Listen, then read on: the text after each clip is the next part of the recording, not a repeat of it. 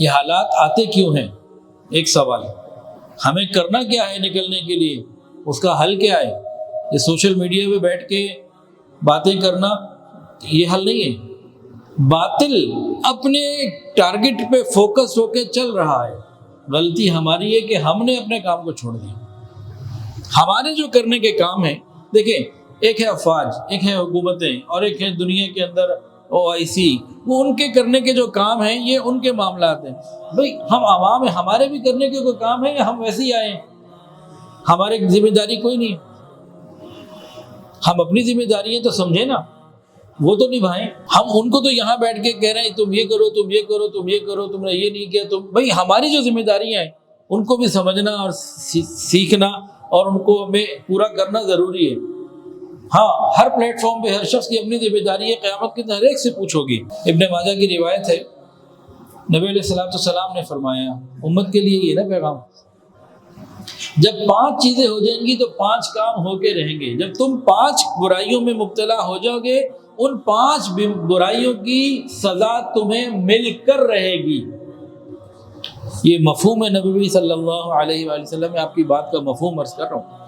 اس بات کو یاد رکھیے گا، ہماری آنکھ کا دیکھا غلط ہو سکتا ہے، جناب رسول اللہ صلی اللہ علیہ وآلہ وسلم کی مبارک زبان سے نکلا ہوا حرف غلط نہیں ہو سکتا۔ اب ان سارے حالات کو اس حدیث کی روشنی میں بھی ذرا دیکھیں۔ ایک اینگل یہ ہے نا، ہر آدمی اپنا نقطہ نظر ڈال رہا ہے، سوشل میڈیا پہ ہر وقت ہر آدمی ڈال رہے ہیں، ہم جہاں بیٹھتے ہیں اپنا نقطہ نظر ڈال رہے ہوتے ہیں۔ اپنی رائے پر گھمنڈ آج ہم میں سے ہر ایک کو ہے، اور یہ علامات قیامت کی نشانی ایک ہے کہ ایک وقت آئے گا ہر شخص اپنی رائے کے گھمنڈ میں گرفتار ہوگا۔ آج چھوٹے بچے سے بھی پوچھ لو، کہتے ہیں میری عقل ٹھیک ہے ابا کا، تو اسے تو پتہ ہی کچھ نہیں۔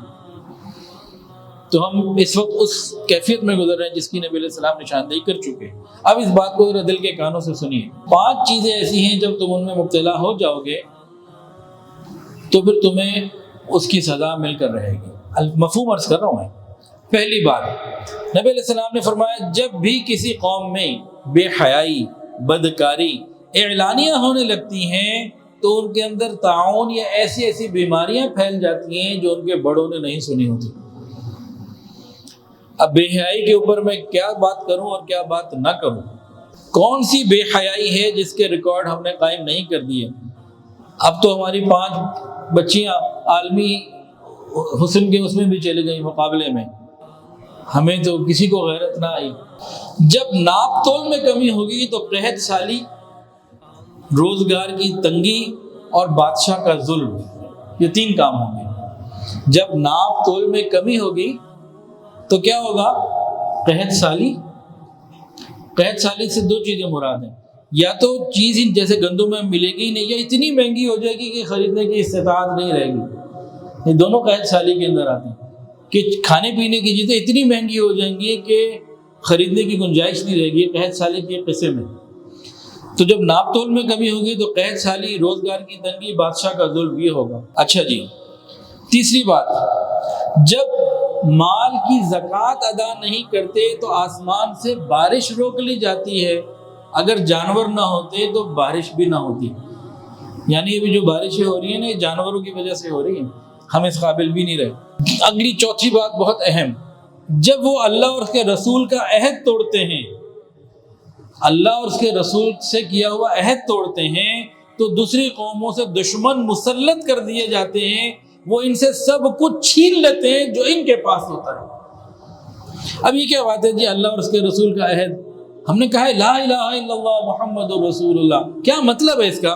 مطلب یہ اللہ تیرے حکموں کو نبی کے طریقوں پر پورا کریں گے۔ نہ ہم اللہ کے حکم کو پورا کر رہے ہیں، نہ نبی کے طریقوں کو پورا کر رہے ہیں۔ اللہ سے عہد بھی توڑا، نبی سے عہد بھی توڑا، کیا بنا؟ اللہ تعالیٰ دشمنوں کو مسلط کر دیں گے، ان سے سب کچھ چھین لیں گے جو ان کے پاس ہے۔ یہ ہو رہا ہے۔ 5ویں بات، جب ان کے لیڈر، ان کے بڑے، ان کے سردار، ان کے امام اللہ کے قانون کے مطابق فیصلے نہیں کرتے تو اللہ ان میں پھوٹ ڈال دیتے ہیں، آپس میں اختلاف آ جاتا ہے۔ اب ہمیں کیا کرنا ہے؟ ہمیں توبہ کی طرف متوجہ ہونا ہے، اپنی تنہائیوں کو پاکیزہ کرنا ہے، اپنی مجالس کو پاکیزہ کرنا ہے، اپنے معاملات کو درست کرنا ہے۔ اللہ تعالیٰ کی مدد کیوں نہیں آتی؟ کئی لوگ ایک سوال پوچھتے ہیں، کئی جگہ پکڑ لیتے ہیں، جناب تبلیغی جماعت ہر جگہ محنت ہو رہی ہے، تصوف کی محنت ہو رہی ہے، اتنے مدرسے، اتنے مساجد، حج کرنے میں پاکستان کے اتنے حاجی، عمرے کرنے والے اتنے، بیت اللہ ہر وقت ہی بھرا ہوا ہے، پھر تبدیلی کیوں نہیں آ رہی؟ پھر کیوں مسئلے ٹھیک نہیں ہو رہے؟ بھائی تبدیلی کیوں نہیں آ رہی؟ اتنی ساری دین کی محنتوں کے باوجود اسلام کو سر بلندی کیوں نہیں مل رہی؟ وجہ کیا ہے؟ وجہ یہ ہے کہ ہم سب نے یہودیوں کی طرح پک اینڈ چوز کیا ہوا ہے دین کے بارے میں، جو ہماری مرضی کا ہے اس کو قبول کر لیا، جو مزاج کے خلاف ہے یا جیب کے خلاف ہے اس کو چھوڑ دیا۔ ہم سب نے دین کے کسی نے کچھ حصوں کو لیا ہوا ہے، کسی نے کچھ حصوں کو لیا ہوا ہے، کسی نے کچھ اور حصوں کو لیا ہوا ہے۔ مکمل دین ادخلوا فی السلم کافہ یہ نہیں ہے۔ جس دن یہ آ گیا اس دن اللہ کی مدد بھی کامل آئے گی۔ صحابہ کرام نے دین کے ہر شعبے کو قبول کیا، صحابہ کرام نے دین کے ہر حکم پر عمل کیا، اجتماعی طور پر عمل کیا، اللہ کی مدد کامل آئی۔ ہم کامل عمل کرنے والے نہیں ہیں، ہر شخص کا اپنا اپنا معاملہ، ایک کو نماز اچھی لگتی ہے وہ نماز پہ پورا لگا ہوا ہے، ایک کو جناب وہ نماز تو پوری پڑھ رہا ہے لیکن پردے میں ڈنڈی مار رہا ہے، ایک جناب پردہ بھی کر رہا ہے نماز بھی پڑھ رہا ہے وہ کہیں اور کوئی ڈنڈی مار رہا ہے۔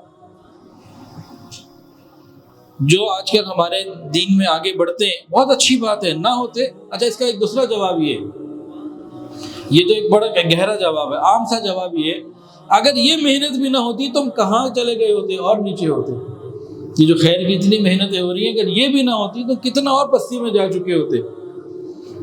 تو یہ محنتیں بہت ضروری ہیں اور ہم اپنے حصے کا دیے ڈال کے جائیں، جلا کے جائیں، اپنے حصے کی محنت کر کے جائیں، اپنے آپ کو ٹھیک کرنا، اپنی فکر کرنا اور آگے بڑھنا۔ اب پتہ کیا ہونا ہے؟ اب تنظیمیں آئیں گی جی ان کی مدد کریں، ان کی مدد کریں، پیسہ بھیجیں، اچھی بات ہے بھیجنا چاہیے۔ کب تک ہم یہ کرتے رہیں گے؟ ہم تو خود ٹھیک ہو جائیں تو یہ مسئلے بھی ختم ہو جائیں، اللہ تعالیٰ کی پوری مدد آ جائے گی، ہم پوری شریعت کو سمجھ کے اپنانے والے بنیں۔ اس کے لیے کیا کرنا ہے؟ نیک لوگوں کی صحبت، علماء کرام کی صحبت، اللہ والوں کی صحبت، مسجد مدرسے کے ساتھ اپنے آپ کو اپنی نسلوں کو جوڑنا، دیندار ماحول کے ساتھ اپنے آپ کو اور اپنی نسلوں کو جوڑنا، اپنی بیویوں کو، بچیوں کو، اپنے بیٹوں کو، اپنے آپ کو، اپنے ملازموں کو، کہ بھئی کسی طرح میرے اندر پورا دین آ جائے، میرے گھر میں پورا دین آ جائے۔ اگر میں کہوں نا، ہاتھ نہیں کھڑے کروا رہا، اگر میں کہوں کہ ہم میں سے کون کون یہ چاہتا ہے کہ پاکستان ریاست مدینہ بن جائے، وہ ہاتھ کھڑا کرے تو سارے کر دیں گے۔ ہم میں سے ہر ایک کی تمنا ہے۔ تو جن کی یہ تمنا ہے اپنے گھر کو تو ریاست مدینہ والا گھر بنا لیں جہاں پورا دین زندہ ہو۔ اس کے لیے کوئی بھی ہاتھ کھڑے نہیں کرتا، اس کے لیے عملی طور پر کوئی بھی تیار نہیں ہے۔ اپنے مزاج، اپنی معاملات پہ زد پڑتی ہے، اس پہ نفس پہ چوٹ پڑتی ہے، اس کے لیے ہم تیار نہیں ہیں۔